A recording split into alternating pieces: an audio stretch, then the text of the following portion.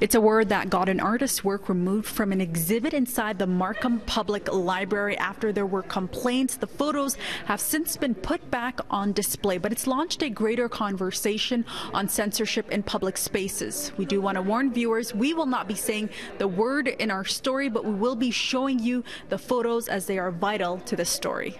It's important to have this conversation to explain the context of the word, why the word appeared in those photos, and why people in the protest, they were holding the slogans.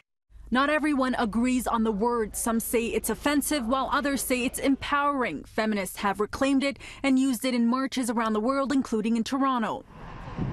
Last week, we told you how two of Yafeng Shi's 51 photos from the gender equality exhibit were put up and removed on March 2nd, after the library says there were complaints made about the images, which show protesters at Toronto's women's marches holding posters with the word displayed. We're living in a time where we're all uncomfortable.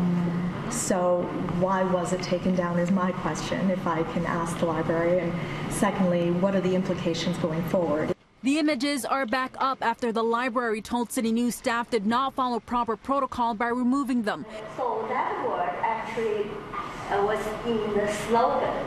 Today played host to a discussion on the word and censorship in public spaces. She got to do what she intended all along, have a discussion with community members. The word was used by President Trump before he was elected, used in a way that was very offensive. But the people who were protesting, they reclaimed the word, so they used it in a different way.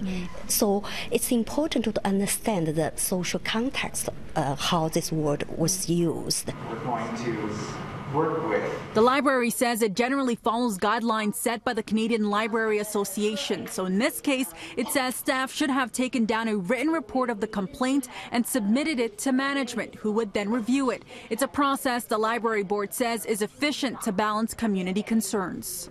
We strive to put things out there that might cause people to have a conversation. I've always appreciated that about Markham. So we definitely do our best to make sure that we're putting out there everything that the community is about. At a library board meeting next month, she says she'll be discussing the protocols and procedures that led to the removal of her photos. Inside Markham Public Library, I'm Faiza Amin for City News.